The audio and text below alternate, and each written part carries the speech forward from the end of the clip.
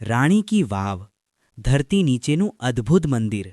નમસ્કાર મિત્રો, આજે આપણે ગુજરાતના પાટણમાં આવેલું એવું અદ્ભુત સ્મારક જોવા જઈ રહ્યા છીએ, જે મંદિર નથી પણ મંદિર જેવું જ લાગે છે, જે મહેલ નથી પણ રાજસી ભવ્યતા ધરાવે છે. આ છે રાણી કી વાવ. રાણી કી વાવનું નિર્માણ ઈસવીસન 11મી સદીમાં થયું હતું. તે સોલંકી વંશના મહાન રાજા ભીમદેવ પ્રથમની સ્મૃતિમાં બનાવવામાં આવી હતી. આ વાવ બનાવનાર હતા તેમની પત્ની રાણી ઉદયમતી.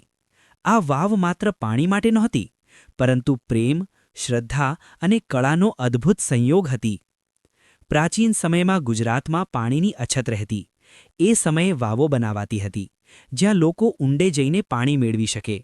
પરંતુ રાણી કી વાવ સામાન્ય વાવ નથી. તેને ઉલટું મંદિર એટલે કે ઇન્વર્ટેડ ટેમ્પલ કહેવામાં આવે છે.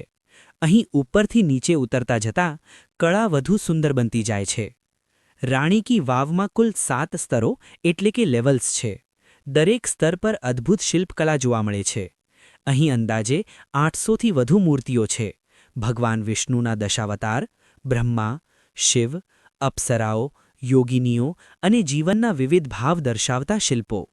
દરેક મૂર્તિ એવી સૂક્ષ્મ કોતરણી ધરાવે છે કે જાણે પથ્થર જીવંત થઈ ગયો હોય. રાણી કી વાવ માત્ર પાણી માટે નહોતી, તે એક આધ્યાત્મિક સ્થળ પણ હતું. પ્રાચીન સમયમાં લોકો પાણી લેવા સાથે ધ્યાન, પૂજા અને આરામ માટે અહીં આવતા. આ વાવમાં માનવ જીવન, પ્રકૃતિ અને દેવત્વ ત્રણેયનું સુંદર સંયોજન જોવા મળે છે. સમય જતાં સરસ્વતી નદીના પૂરથી રાણી કી વાવ ધીમે ધીમે માટીમાં દટાઈ ગઈ. સદીઓ સુધી આ અદ્ભુત કલાકૃતિ ભૂલાઈ ગઈ હતી. પછી ભારતીય પુરાતત્વ વિભાગ એટલે કે ASI દ્વારા ખોદકામ કરવામાં આવ્યું અને દુનિયા ફરી એકવાર આ ચમત્કાર જોઈ શકી. વર્ષ 2014માં Rani ki વાવને UNESCO world heritage site તરીકે માન્યતા મળી અને આ સાથે ગુજરાતની શિલ્પકલા વિશ્વના નકશા પર ઝળહળી ઉઠી.